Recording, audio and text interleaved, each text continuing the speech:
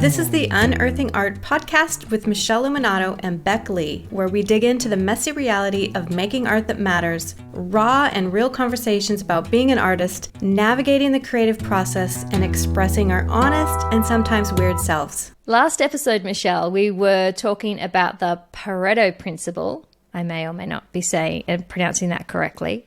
Also known as the 80-20 rule. The idea that whatever we're working on, whatever activity or wherever we're putting our efforts, that if you have a look at the entirety of what you're doing, the 100%, often we can find that it's really only 20% of that that's really yielding the maximum result. So we talked about really getting into the 20%, zoning in on your gold. You called it the gold that you find. And we were talking about that principle a lot in relation to studio practice and kind of how we're developing as artists. But it really struck me after that conversation how much the idea of having breakthroughs has become a part of my practice over the last year.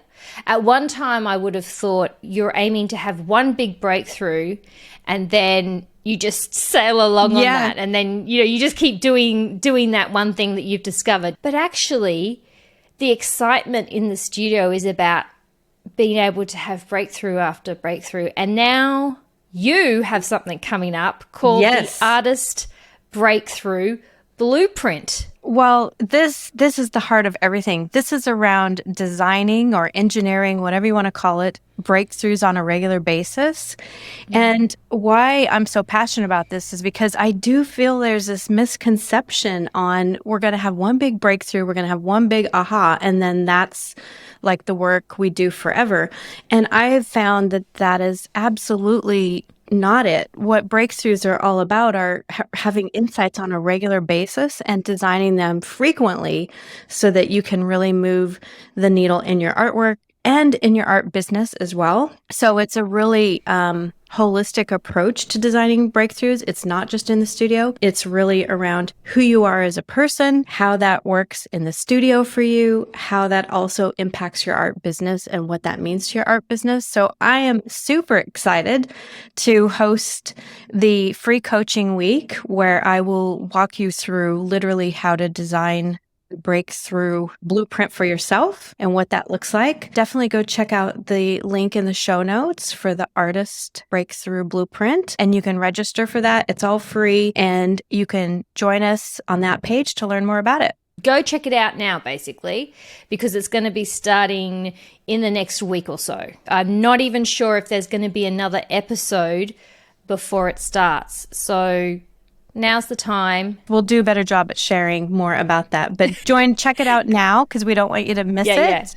So speaking of breakthroughs and what you just mentioned, which is that it applies both in our studio work and also in our art business, we ended up in the last episode just totally digging in, which was really delicious, digging into studio process and development as artists. And I got some great insights out of that conversation.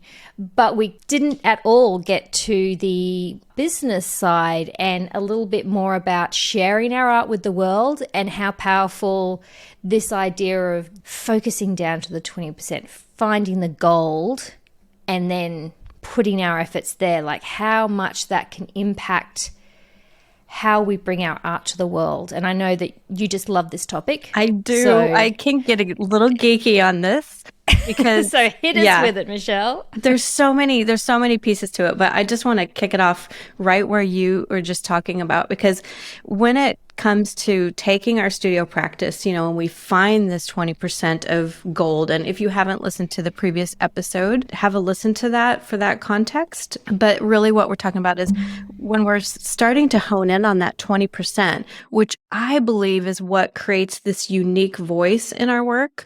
It creates this original point of view that is really useful in the market. I know that sometimes as artists, we kind of think we should kind of go mainstream. Well, this will sell better if it's mainstream, but not necessarily true. And it won't necessarily sell for a higher price point. So without me going off into too many tangents, let's just stay focused on what does that actually mean to take that 20% and make it unique? And how do we leverage that? It might seem that we would find less people, right? Like it would be like, oh, well, if I'm more unique, I'm not going to find as many people. But actually, you're going to find more suited people instead of watering it down with more of an overall general kind of more generic approach to your art. And the other thing about having more unique art that it might appeal to a smaller audience, it's that I think that we don't stop to actually do the numbers. Because if we stopped to actually do the numbers, we might realize that we don't have to create art that is going to appeal to thousands of people on the internet. Because are you making thousands of pieces of art in a year? Yeah, it's how much art do you actually make? And so it comes back, and how much art do you need to sell? And that's, when you really get down with an Excel sheet or a piece of paper and really do the numbers, and you might be surprised by how many pieces of original art, and you might go expand into prints and that kind of thing. But even so, how much can you make in a year, and then how much you want to sell it for, and how many keen collectors do you want? And it also comes back to that principle in online marketing, and I am not remembering who articulated this, but is it the 100 fans or the 1,000 fans? This idea that if you have even just 100 really dedicated fans, that is enough to support a creative practice. Absolutely. I mean, it's so true that if you can get people who are raving fans, they buy more than one, and you can actually design your art practice so that it is supporting that with sizes and variations and certain ways of doing things. And so I think it's a lot easier to get repeat buyers than finding new clients as well. And so this goes into really honing in on like, who are the people that you want to serve? More importantly, what kind of art do you want to make, and make that shine so brightly that you're attracting those, that literally 20%. It's not the whole population. It's the 20% of the 20%. You could look at, for example, your mailing list. You may have a mailing list of, you could have a mailing list of 50 people, you could have a mailing list of 300 people. But what's really interesting is if you have the ability to analyze that a bit further and say, how many of these are truly engaged? How many of these people have actually bought from me? How many have bought from me more than once? Yep. And applying that kind of effort, 80-20 principles we talked about a bit last week as well, you might say, is it more worth my time to focus on those 5 or 10 people and do something a bit special for them than worry about how I'm serving the whole 100 people or 200 people, to really get the gold from those connections and relationships. Yeah, and that same thing could be applied with Instagram. Like, say, I've got 10,000 followers. I assure you, they're not all engaged. It's like a really small percentage. And some of those are, collectors who are really keeping an eye out for things.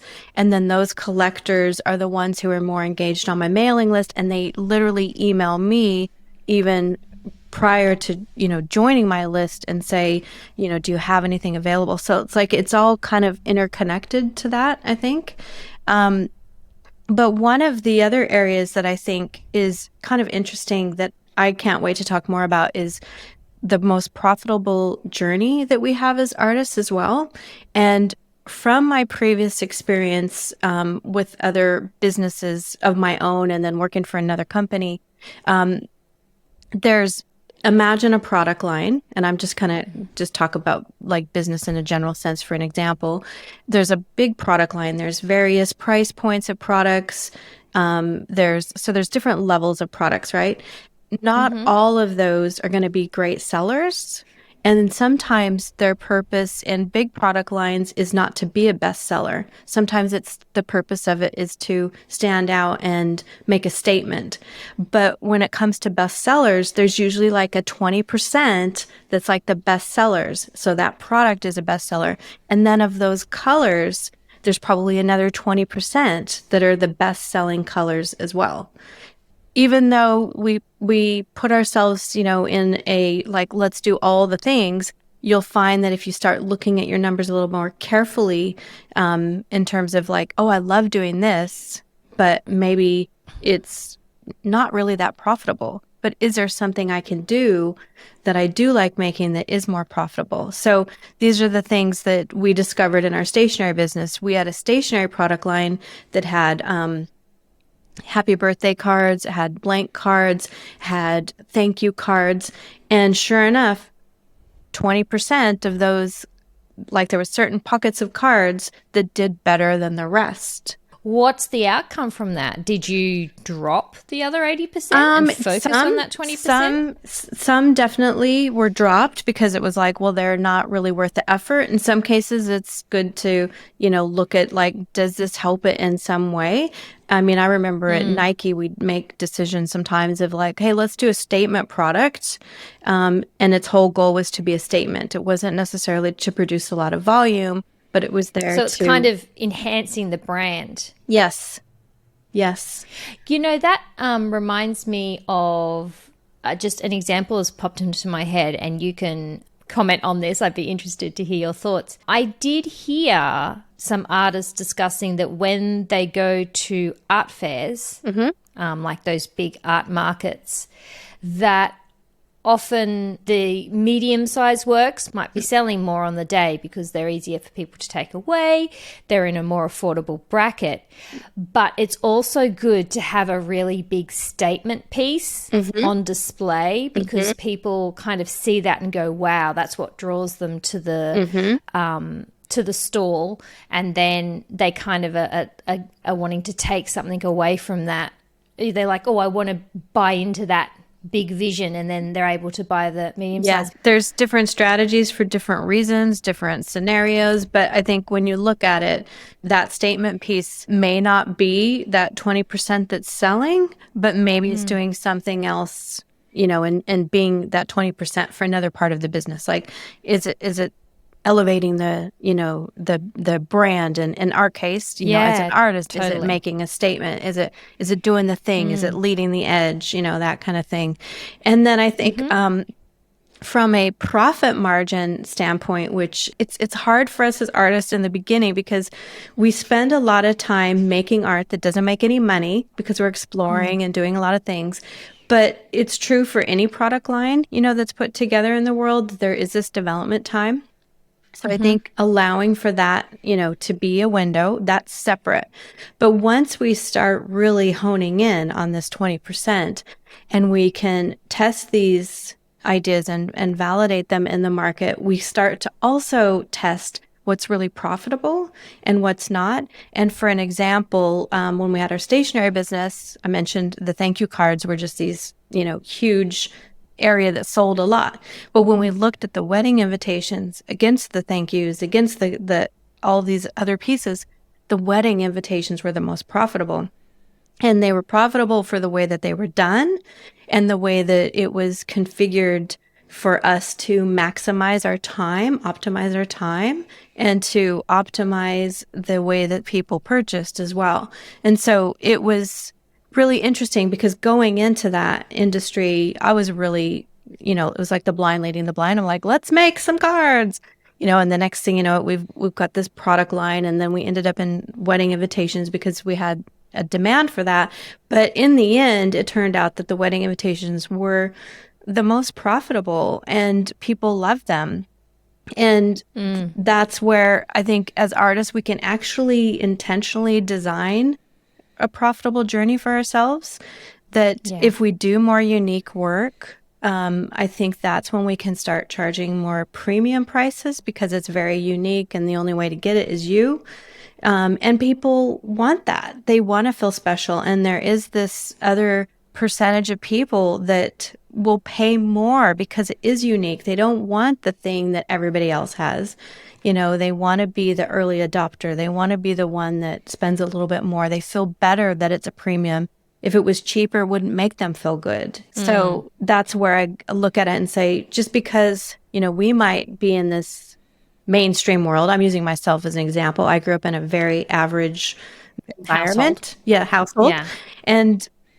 And so for me to understand that concept, it wasn't until I was an adult and really started to look at it from a business standpoint, like, oh, everybody's different. There's all these different areas and pockets of people and how they spend and how they think. And we can design that for ourselves and then choose that path. I think the wedding invitations is a great example of that, because you have, as a stationer, creating bespoke wedding invitations as opposed to more generic. And when I say generic, I mean every day. It's a birthday card. Yeah. Everyone's, I'm looking for a birthday card. Here's a birthday card. They were funny or beautiful. They have to stand out against the other birthday cards, but it's something that is kind of a little bit considered a throwaway item. Like we'll rush into the newsagents and go, oh, we need to get so-and-so a birthday card. Put a little bit of time into picking one that's nice, but really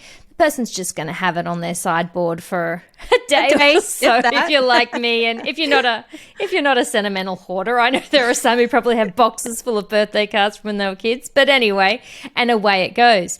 So the interesting thing about the wedding invitations, I think there's a number of elements going on there. One is the audience.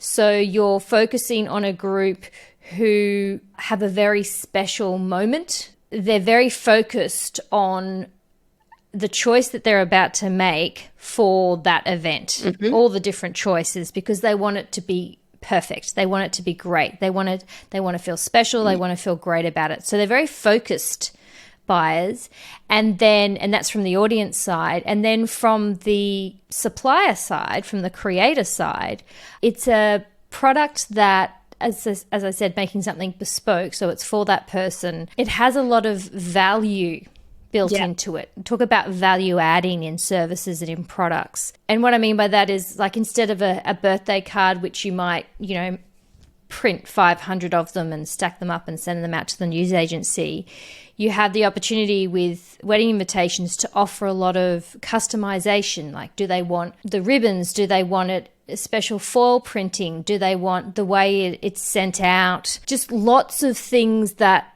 feel very special to them, and also that can make the way that they experience your product a special experience. Yeah, totally. And the same would be for like a statement Nike shoe or whatever. Yeah. It's not just the amazing shoe, but I'm sure it's also, as with a lot of high-end products, it's the packaging, it's the buying experience. It's the limited quantity. It's... Yeah. Yeah, definitely. So when we take that into the art example and what you've been talking about already, for example, in terms of the kind of, say, people who are buying an art poster from a store, an online place that has like thousands to choose from, it might be $30 and you choose it.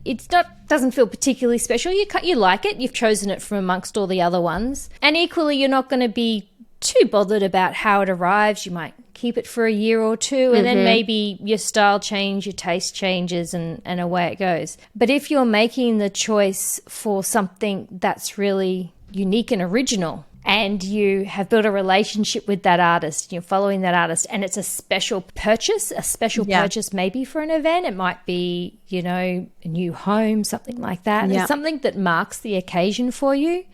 And I think that also when you talk about profitability, that's the other thing. Like you were talking about the happy birthday cards, it's the same with, and I know there are a lot of different ways to do art prints, and I keep mentioning prints, but it's probably the easiest example in the art setting because it's something that you could, produce the same print 200 times, and there's a small cost involved, but not a huge amount of effort per se compared to painting an original painting. And you might think, oh, I've sold 500 of these prints, so that's great. But if you're only getting, I don't know, $5 a print, and then in that same time you make a kind of amazing piece of art and you sell that for $3,000, that's where you're looking at that idea of profit. So that's that's the happy birthday card versus the wedding invitations, because if you can sell at that higher price point and then look at actually effort for return. Totally. And then we get back to the whole 80-20% again. It's about the 80-20, I'm telling you. Because with prints, because I've explored prints several times in my creative career, and the thing I love about prints is it does make your work accessible, for people who might not be able to afford an original. But there's a lot of work that goes into prints that is not to be underestimated.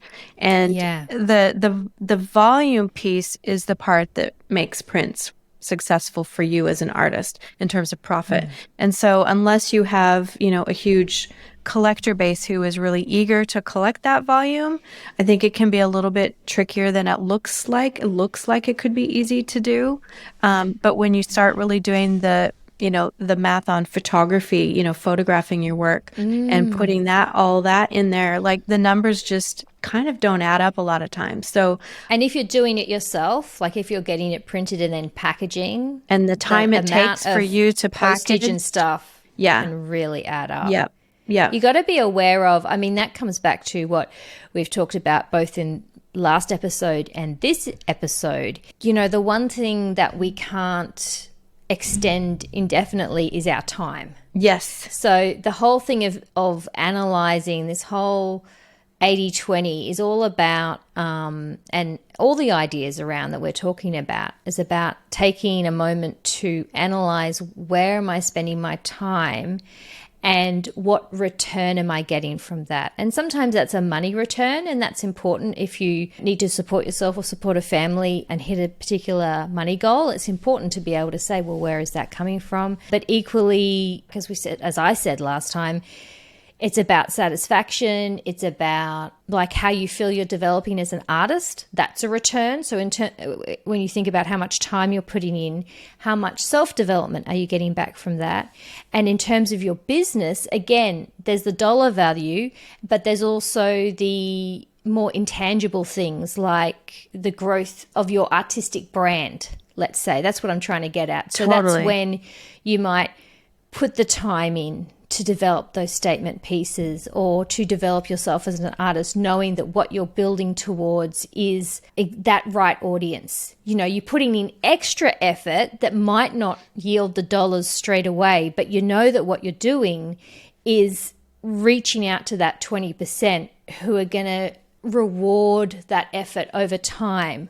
Absolutely. And I would say this is true about our Instagram growth and what our goals are with that as well. Because if you look at building an audience that really wants prints, that's going to be really different for someone who's looking for a high-end original. It's a really different mindset in terms of what they're looking for and how you solve that problem for them. That's a really great observation about Instagram, because depending on what your goals are and how you've analyzed where you want to put your efforts, when we look at that idea of, reaching the big goal of reaching 1,000 followers, and even better, reaching 10,000 followers on Instagram, like that means that we've made it as an account. That distinction that you've made between an Instagram following who are interested in a certain level of pricing and prints, as you say, if you are going for a really high end, a really high value, bespoke type experience, you may very well not need more than 500 followers, and you might curate your following very carefully, because all you need is those 500 followers, and taking them off Instagram into a mailing list or something even more private or, again, bespoke, giving them a special experience. You might have 100 like that. So the whole idea of what we're doing on Instagram is to keep growing that following, all it is to add to the numbers. It really gets turned upside down when you think of it this way. And you can kind of take the pressure off too, because it's like, well, who am I serving? What's going to work better for them? And if you can kind of meet them where they're at, then you can start really kind of customizing it. Now, if volume is a game, that like you're interested in, it looks like it's shiny from the outside, but I can assure you, I don't think growth and big followings really mean anything anymore. I just don't think they have the power that they used to. I don't think the algorithm works that way anymore. I think it struggles to find audiences in general. So I think it's more about creating content that your audience actually wants, that aligns with what you want to do.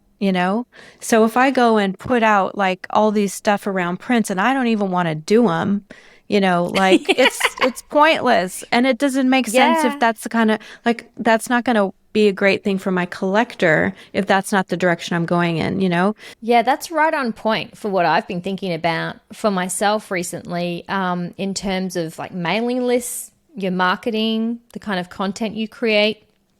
It works on both sides because I need to think about both what the person who I really want to speak to, the 20% who are going to be super interested in buying the particular work that I want to make, that I have in mind now, and thinking about the kind of person that I want who's going to be really excited to engage with me in that process, that artistic process, and be just really keen to get a piece like that. So I think about them and what kind of content, and content's a really broad word, like what kind of Instagram posts, if they're even on Instagram, what kind of emails, what kind of YouTube stuff, what kind of, I don't know, printed material that arrives in their letterbox, whatever it is, what they're interested in, and then and they are a 20%, not everyone, not like what if you Google, what should I put in my artist newsletter, not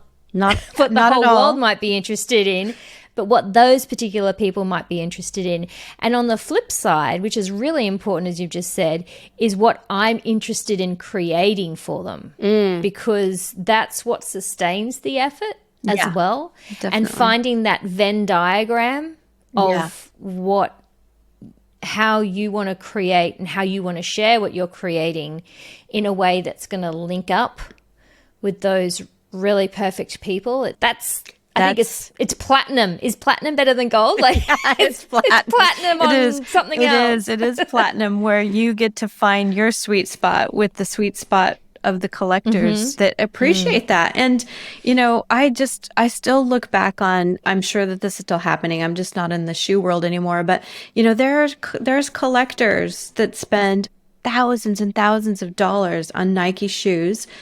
That's not a lot of people. That's like the 20, that's the platinum, that's the people who have this really particular way that they see these shoes, that they want to keep them in a box, and they're like these really unique things. And I think that if we can start thinking about, art is original. It's a one-off. It's a unique thing. Like, it's so special that we get to create art so unique, and we don't have to be like a Kmart. We can't underestimate the value that we're giving people, and we can't underestimate what that means to us in exchange for that value. Yeah. So I think there's just so many opportunities, but I look at it and think, this is really a generalization. So I'm not against Kmart. I do. My family shops at Kmart just like everyone else. Yeah.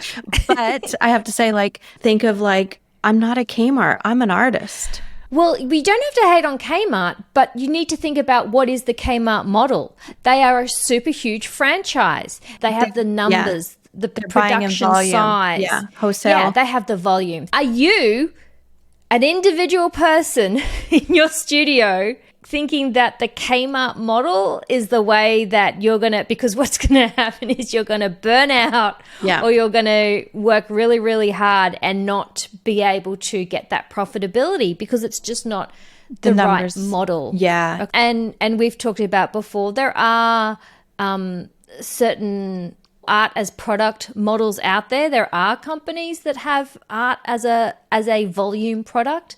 But that's not the business that I want to be in, and it's not the business I can be in, because I'm not, unless I'm going to go and establish a company and start doing that. So just like from someone who has attempted to do the volume business in my stationery business, I can assure you it is so painful in terms of you are pumping out a lot of stuff. And what I mean by that is the volume is required, in that. Yeah. And without the volume, your business doesn't work. with the volume, your business can hurt you. And I say that from someone who got burned out by it. So I guess if you are considering the volume model, just really look at it with without the rose-colored glasses. You know, I'm saying this from hindsight of like actually going through that model myself as a business owner and a creative who was part of creating for that model. But that's why it's like, it's so exciting that as artists, we can create something that's so unique and so bespoke. And, you know, we can really go after that 20% of people who will care about that investment that we're making into that, you know? So it's just a very different model completely. And I do want to make one, I think, a super important point, which is that this model that we're talking about, the bespoke model, the kind of artist, I know. The unique artist model, it's not one that we get to see out in the open on Instagram. Yeah. And I think that's, we fall into the trap of thinking that volume model or some version of that is the only thing that exists because we look on Instagram and that's what people are doing. And do you know why that is? Because the volume model works on Instagram. Yeah. The artists who are going more for that more select audience and having those more bespoke experiences, like they may be on Instagram, but you're not seeing those experiences out in public because that's the whole point. The same way as you don't know necessarily all those people who have $1,000 Nike shoe collections because, you know, they're on a special list with Nike. They don't need to be out on Instagram and signing up on the underworld public account. Collectors, you know, like it's just, it's little dark pockets. And I don't say that in a dark way, but like there's these little pockets of people doing these things that are not so literally. Don't think because you're not seeing that out in the open on Instagram and can't come up with like, oh, but I know this person and I get to see them do their business in public in Instagram comments. It's because that's not really where people are doing that kind of business. Totally. Just because you don't see it on Instagram doesn't mean it doesn't exist. I know. And sometimes I do get a little disappointed that it's not a little more visible because sometimes I feel that way for myself. Like, you know, there's things that have been happening behind the scenes in my business that are not really that public. And it's exciting as an artist to have those experiences. But I can tell you my collectors, they're not usually commenting on my posts. They're not sharing it. They're not geeking out on Instagram on it. You know, damn it, we want our social proof. I know. And it can be frustrating, I assure you, because I'm like, I'd love to do, you know, more social proof, but it doesn't always work that way. But that's where it's like, well, what do they need? They want a private experience from what I found. You know, there are ways to do it with marketing partners, so you're not doing it alone. So it's not like I'm saying, you know, this has got to be done by you and you alone. But those marketing partners are the 20% of all of the possibilities out there. It's, you know, because not every marketing partner is a fit for you. It's literally, I'd say even less than 20% who's a fit for you. You know, so again, back to that 80-20 rule, like I think we have to decide, do we want to make volume or do we want to spend time with our work? I'm assuming if you're on this podcast, you know, listening to us, you're probably like us who wants to spend a little time with our work. We want to do things that are really coming from the heart. And in order to do that, we have to understand that our model is really about doing unique things. And there's a way that we can do it where we have marketing partners to support us. We have a vision for our product line. I'm doing air quotes for those people who can't see us in the listening, because our product line is our range. It's our offering. It's our, you know, littles to smalls, our bigs, our series. That's really what I'm saying is a product line. And each area of those does a different thing. Like Bec was saying, like a big one may be a statement piece. I just did a bright pink one. You know, it wasn't huge, but it was this really hot pink painting. And that was a statement piece. That was one to just go on the edge, you know, and to push the boundaries. It wasn't meant, my hot pink painting is not meant for everyone. So I think, again, it's like really knowing that we have options and we can leverage the 80-20 rule to kind of build out that art business in a way that actually can be profitable and fun, by the way. And fun. Yeah, and fun. And I think that just the same as we were talking in the last episode about these kind of personal and artistic breakthroughs we have in the studio, where you really have these moments of clarity, have these moments of discovery, in the same way, I think that in this, what we're talking about now, when you start to be able to make the connections and really integrate and kind of internalize and understand who you're aiming for and how that fits in, like you said, that sweet spot with yourself, those are also really powerful breakthroughs. This is exactly the kind of thing that you're really interested in. Like, how can we set ourselves up so that we're not limited in our vision by what we see on Instagram? So we start to have a way to analyze what's going on in our art, analyze what's going on in the market where we want to take our art, and have these unique insights for ourselves so that we can be making choices and decisions that are really, they're really powerful. And so that's why you're offering this coaching week coming up, right? Absolutely. Yeah. Absolutely. And what I hope to show people through that experience is that we really can design these so that we can have them on an ongoing basis. And business is the same. It's not you do one thing and that's it. It's just like Instagram's fickle. Everything changes. And so you're constantly kind of putting things out there, testing and tweaking, but it's unique to who we are. How I do the way I'm going to do my business may not be the same as you, but the process of having a breakthrough and getting our own answers for that is the same in terms of kind of how we look at things, but our answers are different because we're unique. We're having breakthroughs that are unique to us, as opposed to like, it's one size fits all and this is the one way you should do it. This isn't about the one way you should do it. It's about having breakthroughs that are unique to you, that are your way. You know what I mean? I love that. I love that. So check out the link in the show notes for the Artist Breakthrough Blueprint. We're all going to be joining in. It's completely free, but if you go and check out the link, that'll explain how it's going to work, because we're all going to be learning from Michele for the week, starting next week, I think, by the time this episode goes out. I love it. I love it. And I just want to say one last thing.